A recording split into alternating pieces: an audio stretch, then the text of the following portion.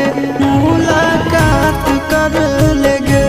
आगे सोनायरावा हो भरती पटनावा में आगे मुलाकात कर लेगे। आगे चली जाइबौ छोड़ी के दुनिया विदाई अपने हाथ कर लेगे। आगे सोनायरावा हो भरती पटनावा